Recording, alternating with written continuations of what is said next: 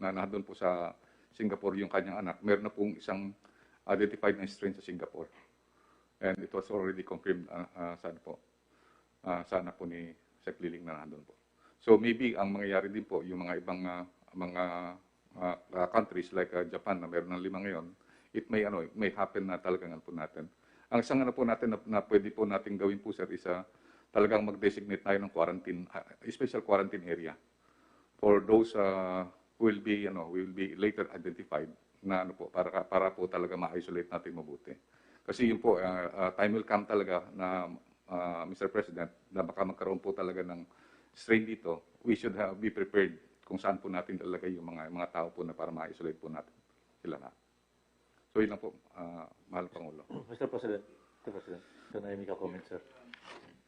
On your question, sir, if we had to tighten the lockdown, I think the IETF should put a threshold kung ilan yung araw-araw na lumalabas na, then we may be able to, we might enforce again a tighter lockdown.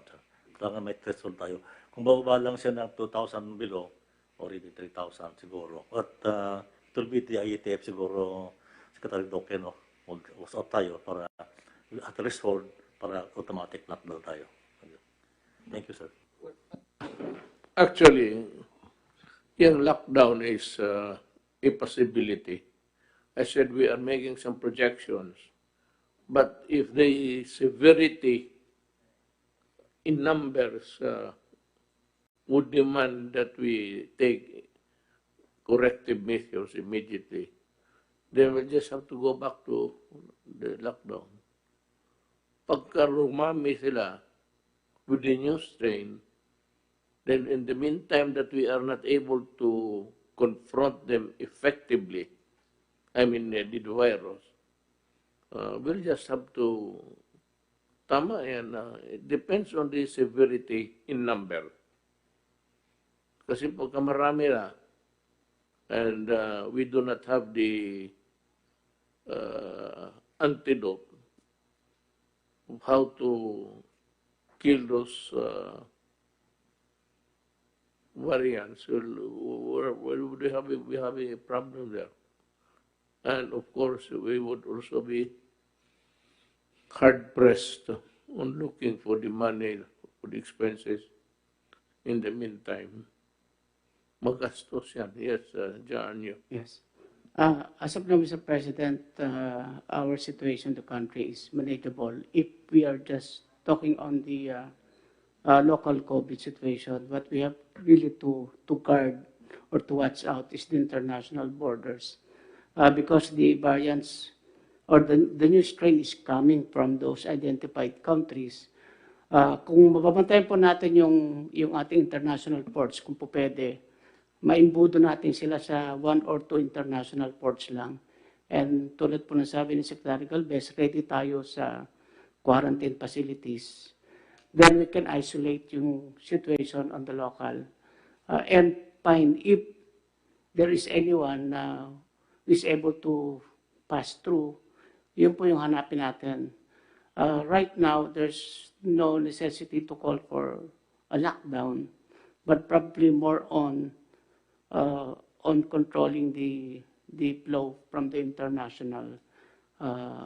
If ever, probably we may not have to declare lockdown in the country, but we may have to close the border if there is a real situation that would occur later on. So, for the quarantine naman, sir, we'll make sure that the LGUs will see to it that anyone who gets contact with a person coming from UK or from the 4 countries enumerated, i-quarantine po sila kahit home quarantine just to ensure na hindi sila makagalaw. That way, I think we can control the situation. Mr. President? Yes, Secretary Dugade. Thank you very much, Mayor President. Noong hong naglabas ng protocol at guideline ng IATF, saka ang DOH, nag-zero in ho tayo sa UK. From December 22 hanggang ngayon, zero in tayo sa UK.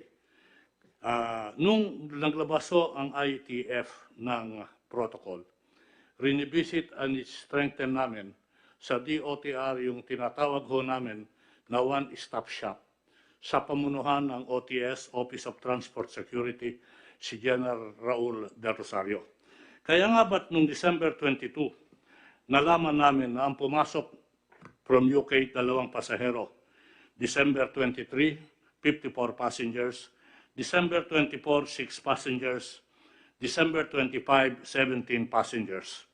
Sa kabuuan, meron hong suma total, gaya ng report ni Secretary Duque, 79 passengers. Out of the 79 passengers, nanggaling ho yan, 72 nanggaling sa NAIA. 7 lang ho yung sa Clark. Doon ho sa 79, 2 ho yung umuwi, mag-asawa. Ibig sabihin, pumasok ng Maynila, hindi na nagtagal, using the same flight sa Emirates, bumalik sa London kasi yung asawa na Brit ayaw pumunta sa Clark. Isa lang ho ang positive so far at inaantay yung resulta natin sa mga 23 passengers. Ang ibig kong sabihin lang ho is, nagsisiro in tayo sa UK. Yung report kanina ho ni Secretary Duque, parang nasasabi niya na kailangan lawakan natin ng konti yung pagsipat natin ng mga pasaherong hindi lang nanggagaling sa UK, tignan din natin yung ibang bansa na kung saan meron na yung bagong strain ng COVID. Kasi yung bagong strain ng COVID ay mabilis yung kontaminasyon at mas malawak. Having said this, Mr. President, siguro importante at bigyan tugon at pansin natin short of or in preparation of lockdown, yung rekomendasyon ni Secretary Duque kanina, nasilipin natin yung ibang lugar na kung saan meron itong bagong strain ng COVID. Nandiyan yung Australia, nandiyan yung Singapore, hindi ko maalala yung ibang lugar. Siguro dapat tignan na yan. Kailangan ho, mapalawak natin yung Bureau of Quarantine, yung Department of Health sa airport with the one-stop shop. Ginawa ho natin sa UK yan, gagawin natin sa pagdinagdag pa yung ibang lugar. Meron lang ho akong katanungan na gusto kong tanungin sa ating mga medical experts. Klaro ho, Mr. President, na pag ang pasahero galing sa loob ng bansa na merong strain, klaro ho na meron kang stringent quarantine protocols. Imagine natin at isipin natin na lahat yung nagbabiyahe, minsan hindi ho direct flight, meron yung tinatawag na transit. Ibig sabihin ho, dumaan lang doon. 2 klase ho yung transit. Yung transit ho, pumunta sa airport, inantay yung connecting flight, pero galing sa lugar na merong new COVID-19 strain. Tanong, gaano katagal sila dapat sa airport bago mo impose yung strict quarantine? Ito ho yung nasa airport lang. Pangalawa na gusto kong tanungin sa medical experts is, will the rules be the same if ang stopover mo or transit mo may kasamang layover? Ibig sabihin natulog sa lugar, dun sa lugar, at kinuha yung connecting flight. Ano yung protocol at requirements na gagawin natin dyan? Magkaiba ho yan kasi yung strain na sinasabi ho nila, Mr. Mayor, President, Sir, is malawak ang contamination at mabilis. So, klaro, pag galing ka sa isang lugar at doon ka nagmula, how will you treat the transient passengers now? Considering that there are 2 kinds of transiting passengers. One that waits for their flight in the airport, and how long will this be allowed or tolerated? And the other is transiting, merong layover. Ibig sabihin, natulog sa hotel yan bago kinuha yung connection. I'd like to get the views of the medical experts because their opinion sinabi ko kanina, Art. Sir? Yan ang sinabi ko kanina. Opo. Gusto ko pong marinig sa kanila ano yung opinion para mag-guide din kami how to address these transiting passengers coming from countries where there is a strain. considering that the strain is, again, in the words of the medical expert, deeply and widely contaminatable. You know, ano ho dapat yung patakaran natin dyan? Well, we should ask the medical guys. Mr. President, with your permission, we would like to recognize Dr. Isa Aliandria of the Technical Advisory Group of IATF. Ma'am.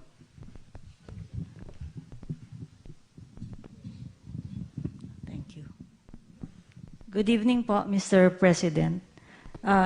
Regarding the question of Secretary Tugade, napag-agreean po namin mga experts, medical experts, that with regards to the travelers coming from any country with the reported UK variant, whether transit or coming directly, the quarantine will remain as 14 days. It's strict implementation of 14 days. And regardless actually of whether we're dealing with a variant or a mutation or the regular COVID-19, the quarantine, duration of quarantine remains at 14 days. We need to strictly implement the 14 days.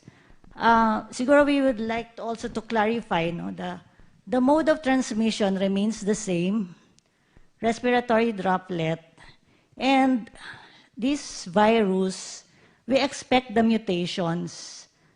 So to impose a lockdown or travel restriction will not be sustainable in the long run. So kailangan pa rin po yung implementation ng minimum public health standards, face mask, face shield, as discussed earlier, cough etiquette, hand washing, air circulation, then yung quarantine. Whether there is a mutation or not, these are still the standards that have to be implemented. And this virus also, yung variant po, there is no evidence at this time or data that shows that it causes the more severe form or it's more virulent. Mas mabilis lang yung transmission pero hindi siya nagkukos ng mas severe disease that will cause critical form of the disease or more hospitalizations. Sa ngayon, hindi pa yon nakikita.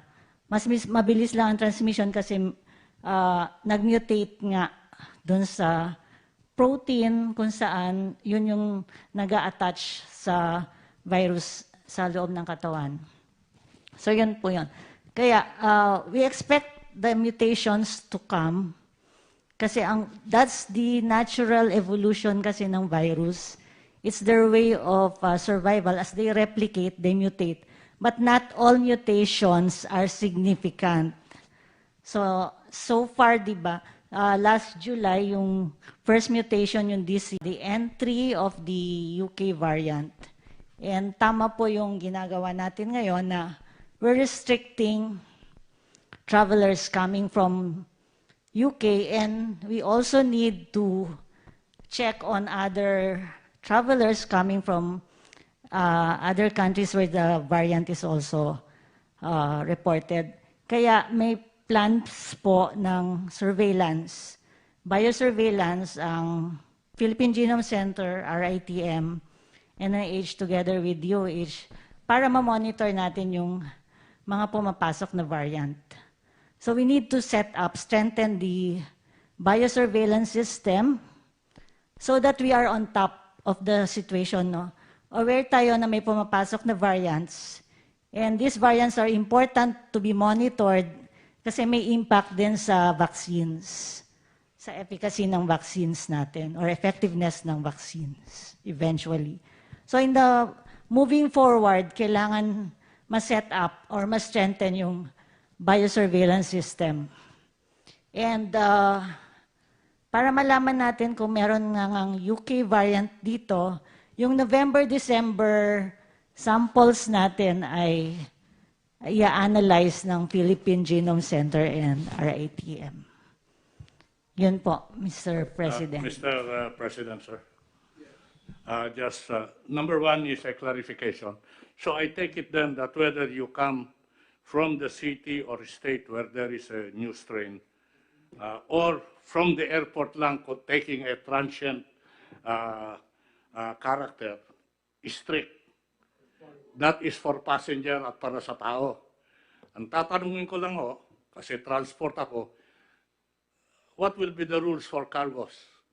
Kasi gaya nung meeting natin noon, kung may transmission sa cargos, will the rule of the game be the same with people?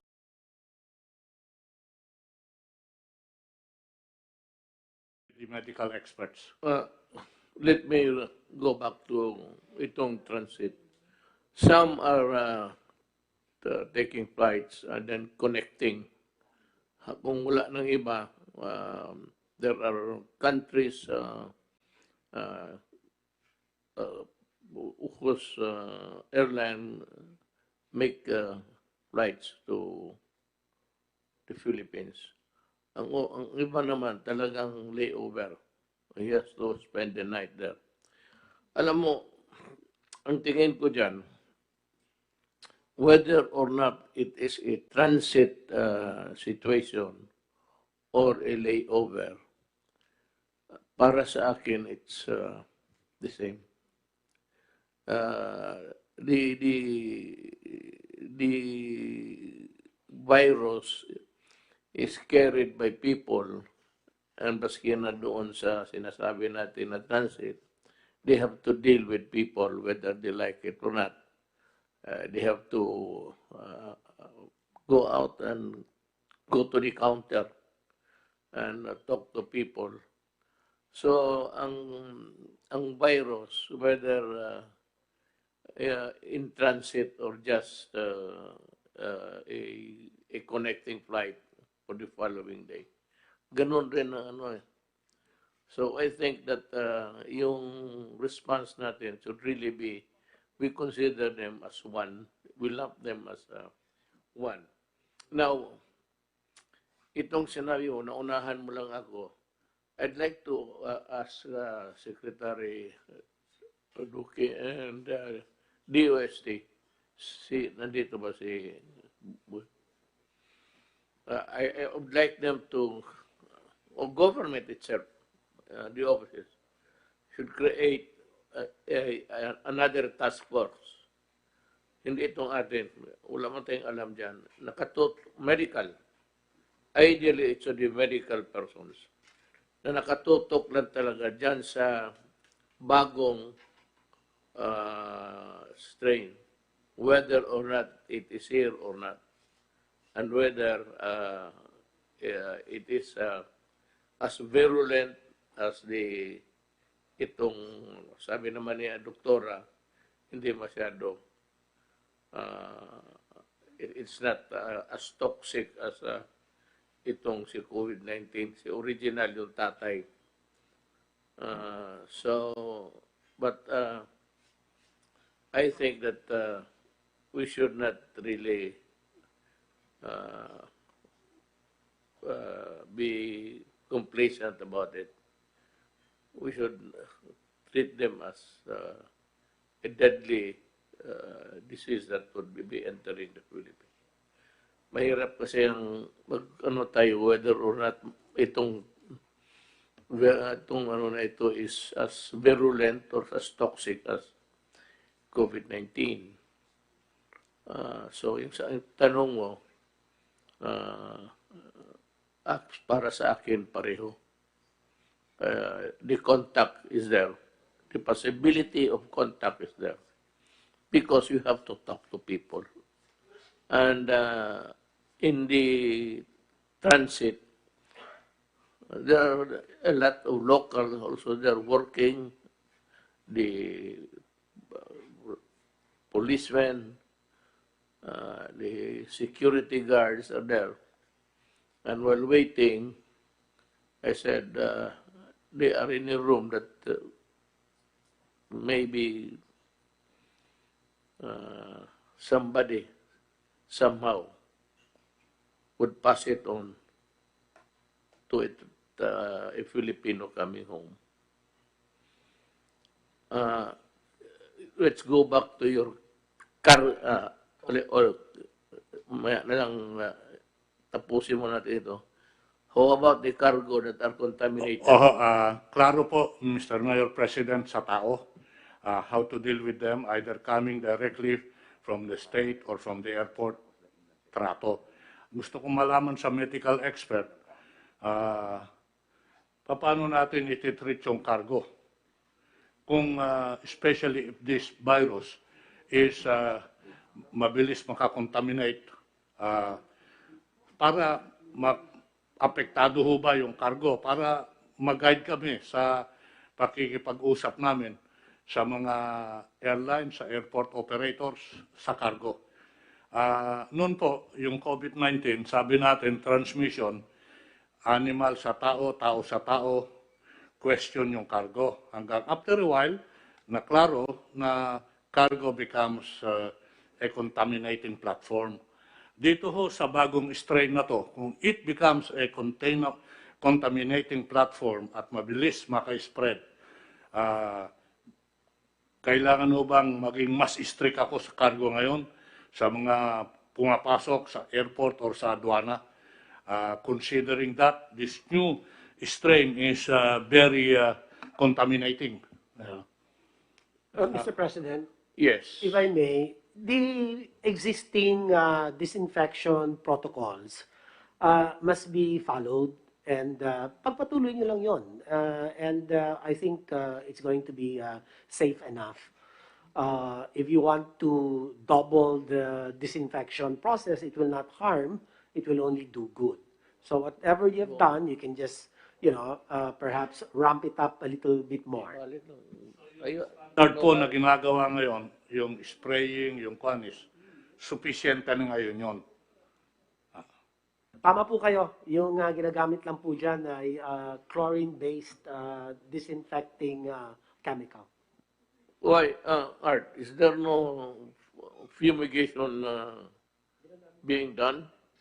Fumigate. Sir, nung nag-umpisa yung COVID sa mga airport, sa mga pier, meron ho yung spray contamination sa mga cargo eh. Ngayon ho, tinatanong ko, because of the nature of the new strain, will there be a need to put stronger contaminating spray, or, I want to hear from them so that we will know how we can react and deal with the airlines and the port operators. Well, if they are potential carriers of the strain, even baggages, that is your problem. Try to find a solution for that. Fumigation or whatever, spraying, that would fall under your worry. Kasi po yung isang pwede natin gawin, Secretary Duque and Mr. President, sir, remember, mandatory quarantine itong mga pasahero. Huwag natin pabit-bit yung bagahe nila papunta sa Kwan. Kunin yung bagahe, we can do a process there. Pagtapos na yung quarantine nila. Para nang sa ganon, nakahold din yung cargo. Hindi naman kailangan isama nila dun sa kunyan. Unless yung mga hand carry na may essentials. I don't know. That is a good Again, it depends on the depth and extent of the contamination of the new strain. That is a good suggestion. Not even a suggestion. That is a good plan, actually. Prohibit them from carrying the cargo. But that is an added burden to sa inyo. But they have to be... Actually, sir, I think Secretary Bello will confirm this. Tumatagal yung proseso sa airport kasi kinukuha nila yung bagahe, dinadala kung saan sila makakwarantinang hotel. Baka mas maganda niyan, yung hand carry lang nila, ang dadali nila, carrying some essentials, maiwan yung ibang kargamento that will also facilitate the movement inside the airport. While you put additional quarantine precaution to the cargo as they are doing their mandatory quarantine. Mr. President, we have the expert back to Dr. Alejandria for her comment to the issue. Thank you, Mr. President. With all due respect po, we don't need to quarantine din po yung baggage and cargo.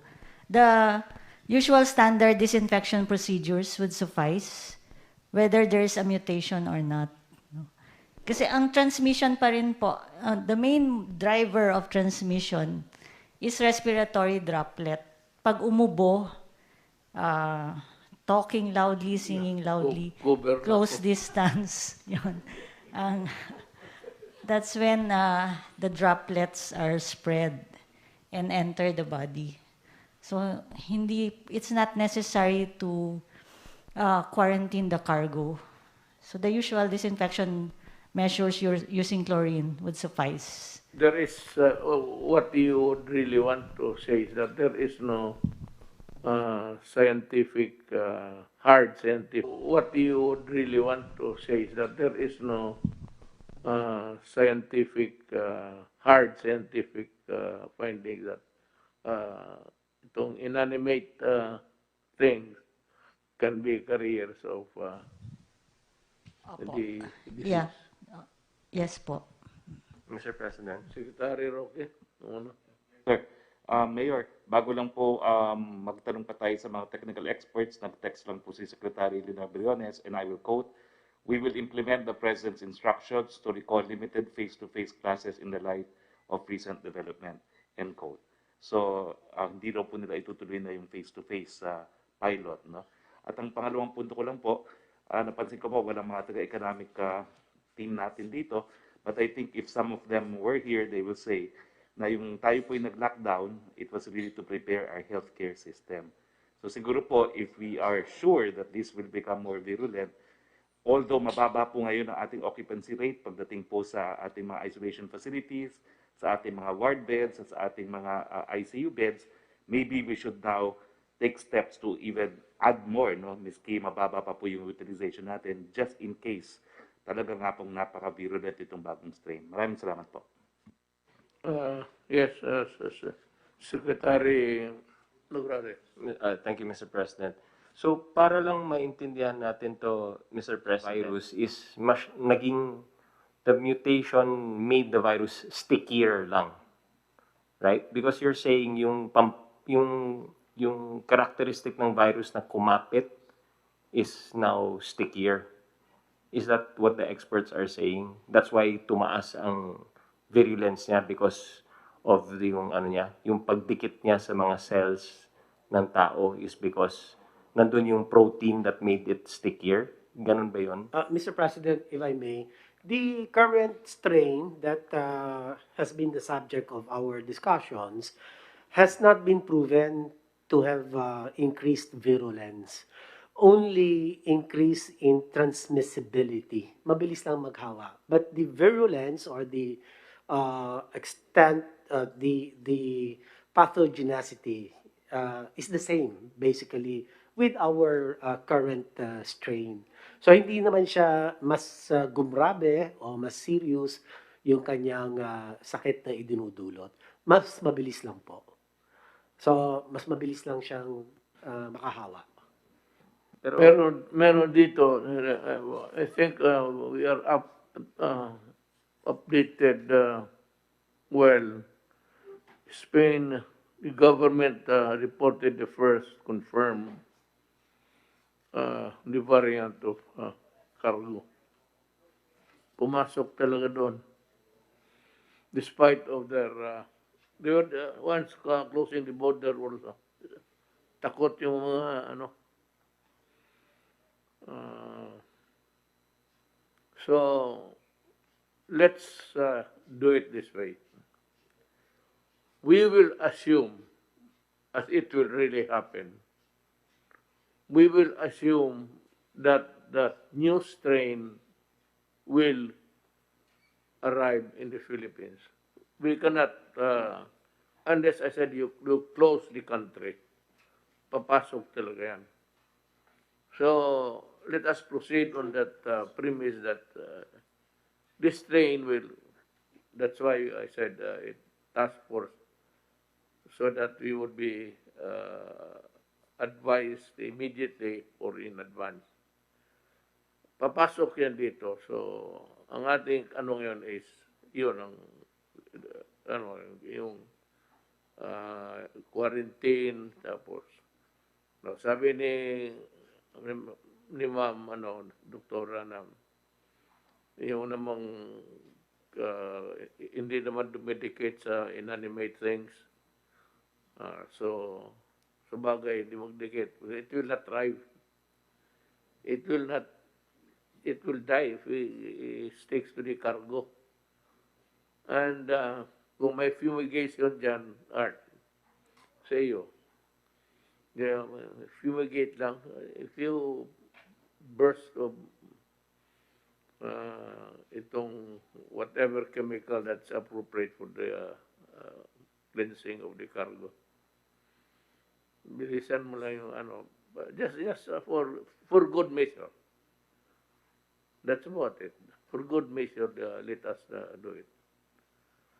Now, Secretary Bello has something to say. Ikaw yung pinakamaraming kliyente dyan eh. Yung OFW. Yes, Mr. President. They come in numbers. I was also toying with the idea na kasi ang ATF resolution is to prevent the entry of foreigners coming from UK at inaalaw yung mga OFWs. I think, Mr. President, it is also good to consider na isama na rin sa restriction even yung mga OFWs natin. Kasi it is reported by our labor attachés, Mr. President, that some of our OFWs, especially in UK, have been contaminated by this variant COVID-19, Mr. President. No wonder. It's very natural. If you are in a community that is affected by this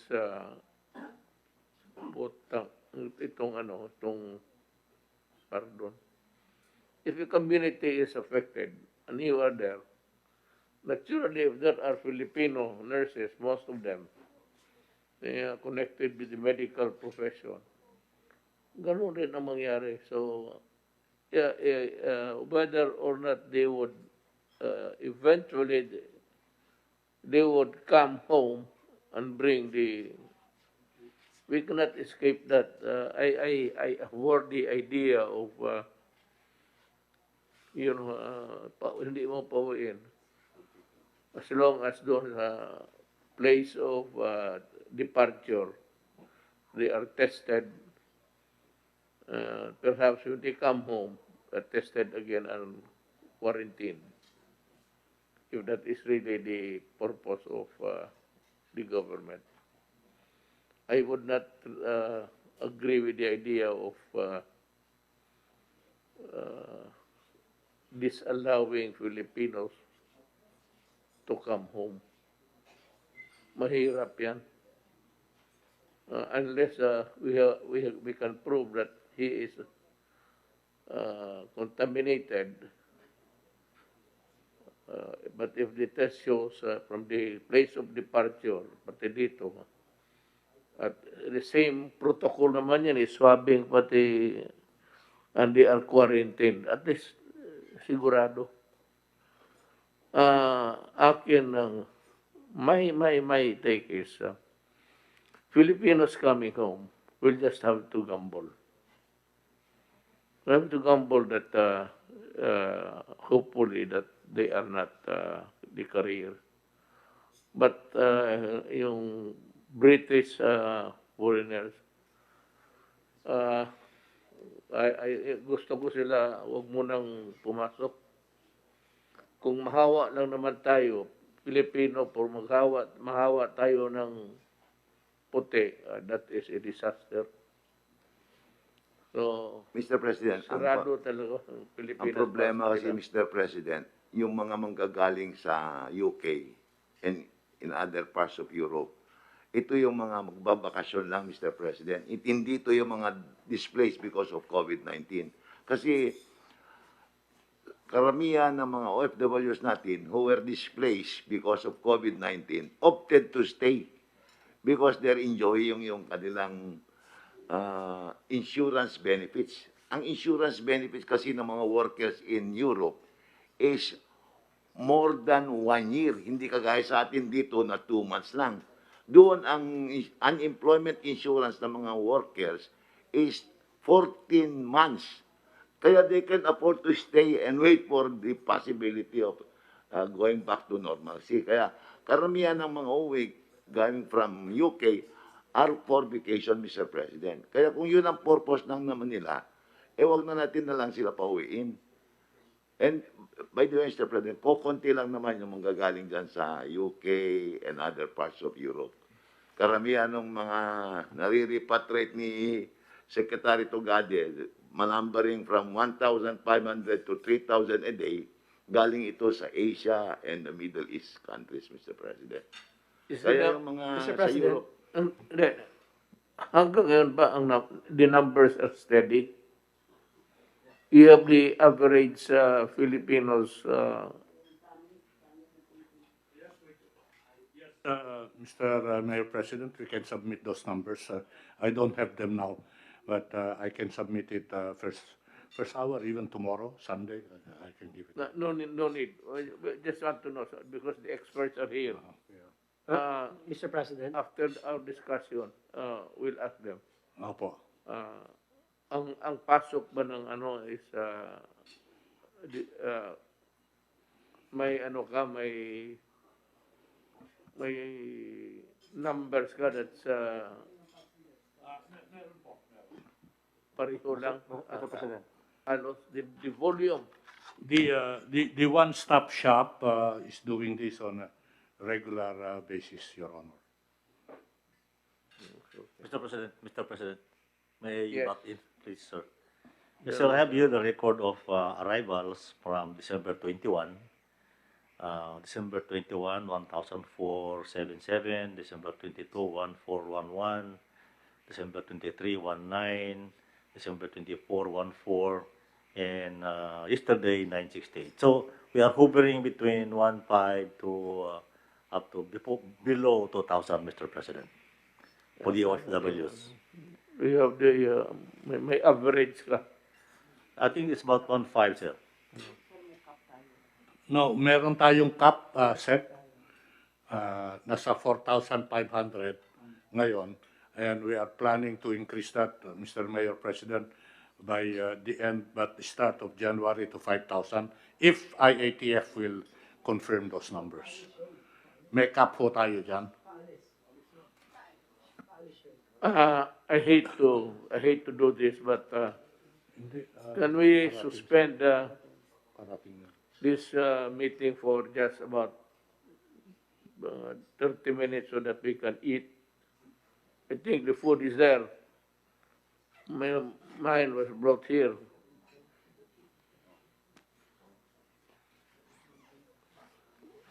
Session suspended. You guys, you get your food. I don't know where.